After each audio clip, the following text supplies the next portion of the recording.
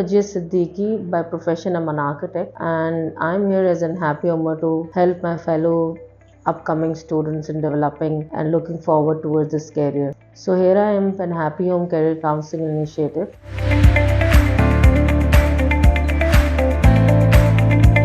Architecture as a field is quite demanding in our countries because we're in a phase of developing country phase. So it's one of the artery of construction industry, and you can see everywhere like we need a dire need of construction to build our nation. But however, there's not enough architects to serve whole community. There's only 2% are being served by architecture field, that is usually elite and rich people. However, the main community which is needed in dire need of architecture field to uplift them and to develop them is like flood affected and vulnerable communities. So definitely, if I foresee architecture as a field, so if we really need to uplift our community, so architecture is there.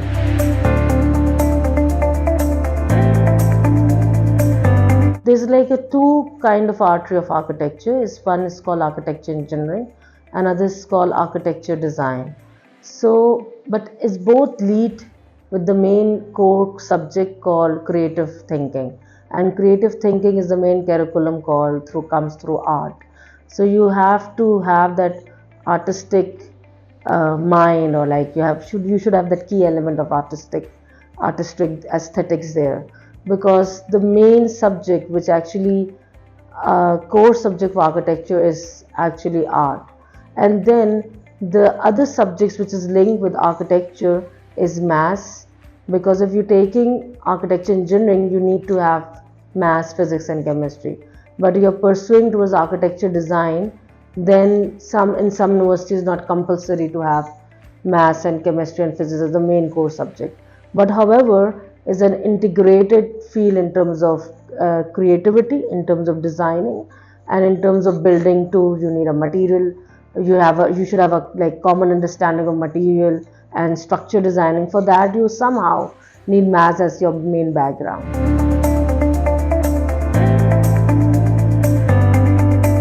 The main role is actually comes from the parents. I know school is there to support and develop academically, but the main observation should be come from the parent, because making them understand the choices and actually supporting them to get the choice. Normally what consider when a child is more creative and more inclined towards art is less supportive, still less supportive in our society.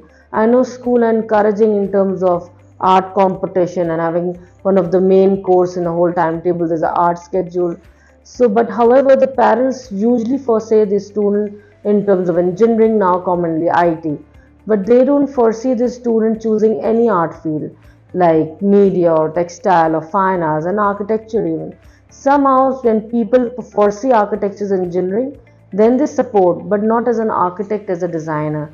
However, architect designer is the same important field as architecture engineering, because of both are accredited and by the Pakistan Council of Architecture and Town Planning. It's nothing to do with like if you're having an architecture engineering is above than architecture designing. It's the same thing. It's a 5-degree course, and for that a parent need to understand, if a child is having an extra time, an extra need to develop his art skill apart from being good in science, and good in literature, let him foresee that. Let him do that. Let him do that to pursue such creative fields which are actually upcoming trend in social sciences and in our community.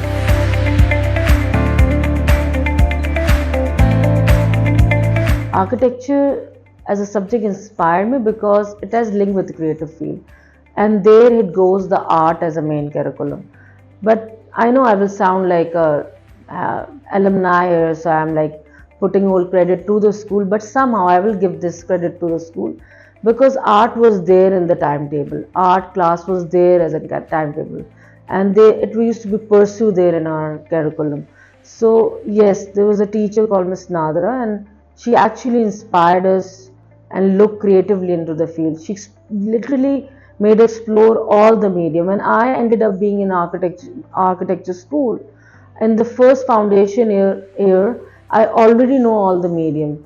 So my teacher used to sometimes ask that how do you know like poster colors, how do you know this certain like basic concept of art, because already was inculcated in my school during my school process. So one of the other thing which inspired me is the support from my father. The first time the vocabulary architecture was given to me by my father. Normally people like want these children to end up being a doctor or engineering at my time. During my time, usually parents used to think it should be like engineering or end up to be a doctor. So when I was playing with the Legos, my father was observing me and seeing that how I'm building that structure, not just in terms of building it high, but looking into now each and intricate details of facade designing and different paths and thresholds. So my father told me that I was thinking I'm going to end up being an engineer while building those blocks, because usually other people like my uncle aunts usually talk about that, oh, she's like Lego, she's going to be engineer. My father first time introduced me this word, I think you're going to end up being an architect. So that word remained there in your subconscious, and then the creative side which was already building in the school in terms of art already introduced there. That's how somehow being having a computer science major end up being an architect.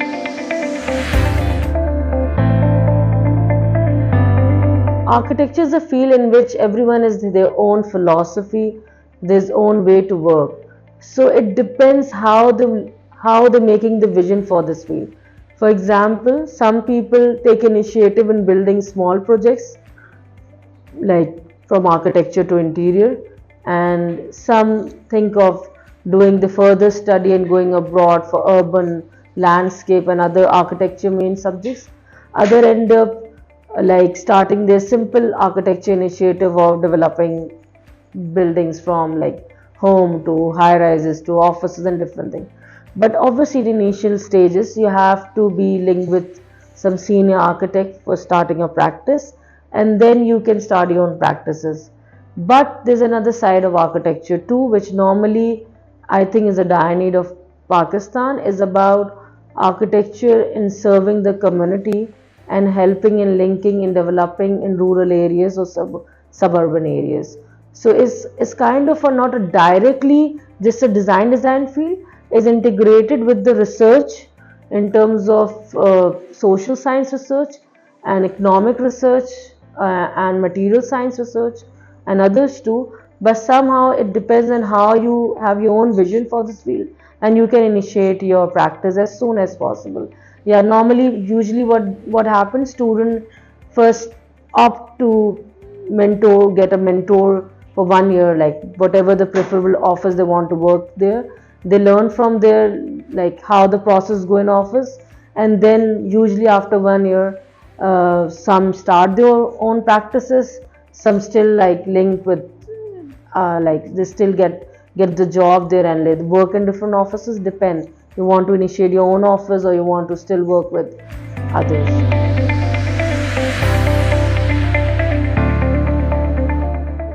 As I've already explained, the future is there. We know our community need. There's a housing crisis, there's a public places crisis, there's a good health facility crisis. You see this big huge building, but it's not actually all buildings are designed appropriately as per a spatial or aesthetic need. So the industry is there, you need it. But in terms of like looking into it, is about how your vision, how you think to serve back to your country and like for your community. So yes, there's one opinion is that you get this degree, it is one of the major degree, highly recognized internationally too, that you will foresee living in some another country. But what I want to inculcate here, that as a student, as a being as a community, you have to somehow look into developing the country. So for that, for architecture you need three main skills. First, observation is important, because through observation you have the sensitivity and empathy that what actually other person need. Because see, you're not designing your own home every time, you have to design some other person home. So you have to actually look into his needs, that person needs. So you have to have that sense of observation. Okay, that's their culture norm of living. Okay, that's what they need. They live in a joint family system or single unit, whatever their needs are. So you have to have that kind of observation and empathy first.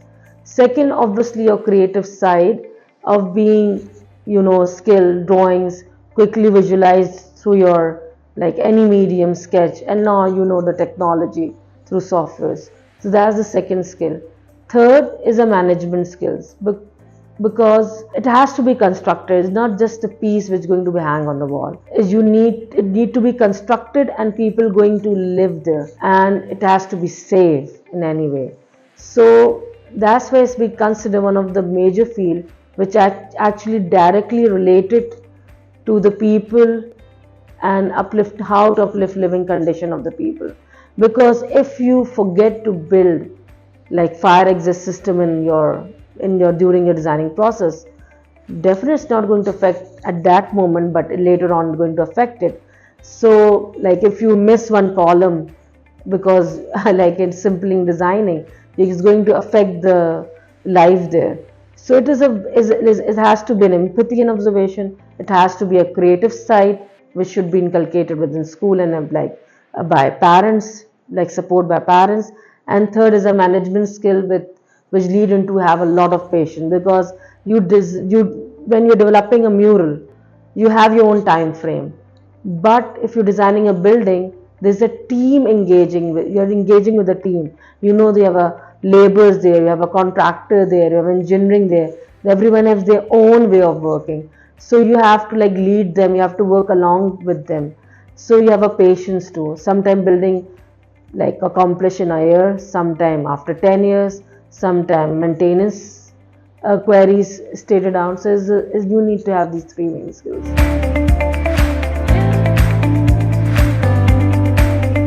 So after getting your admission, what happened? You have to study like for 5 years. In this 5-year process, there's a major chunk of internship too. So which is actually the university try to link up with you with the professional field during the internship. So it is compulsory. It's like the doctor is compulsory to do the house job. For architects, it's compulsory to do an internship within any senior architect. So after pursuing your degree, either you can start your own office immediately, but normally what happens, you have to take like accreditation thing from your council wherever you are. So you have to take at least 1 year practice alongside with an senior architect to make it legitimate. Yet yes, you have a right amount of experience to start your own practice, and then you can start your own practice. How you start your own practice? Obviously, you should have a good social circle. You should have your clear vision that what is your practice is about, and then you can go about it. Scholarships are available in universities. It depends. They are like a public sector universities, a private sector university. Scholarships are there, and internationally too scholarships are there. It just depends that how your portfolio is. Now it sounds very weird, because usually what happens when you're done your schooling, you think of just giving GRE test and SAT. That is needed, but for architecture school, if you're getting admission, you have to have an art portfolio which needs to be showcased during your interview. So when you showcase that, and as per your merit, the scholarship and the direction is given to you how to go about it. When I graduated as an architect, I started working with my thesis mentor, Christopher Law. And then from there, I started working with different architects like Yasmin Lari, like Ijazat, like there's a cooperative company, Gray McKenzie. So I started working with different variation of projects with different architects. So then after working with this all variation of architects, I have my own like something missing link, that what I really want to do.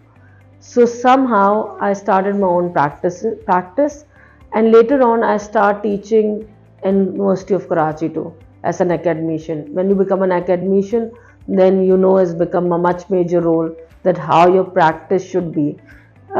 Should be more ethical and more sound, because students get inspired for you for whatever you do. So that's how I started my practice, is more like a research based practice which help like communities in rural areas and in informal settlement.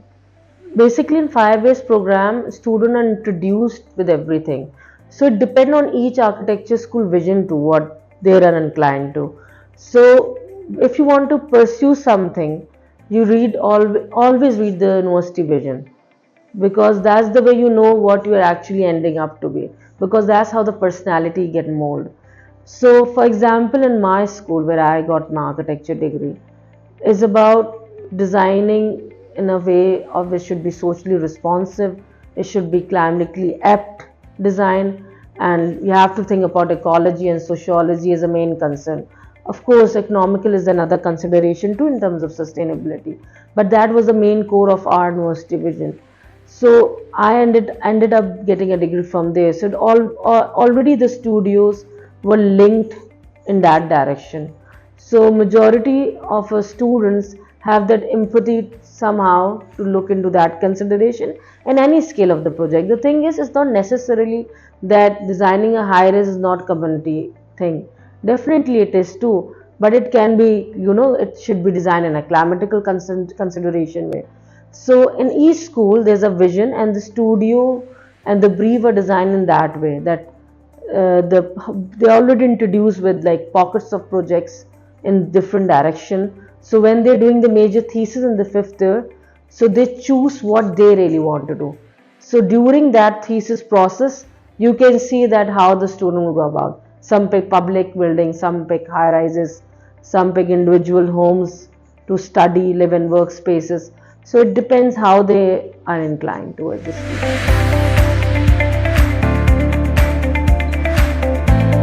So the personal quality is basic is having observation, having a sensitivity.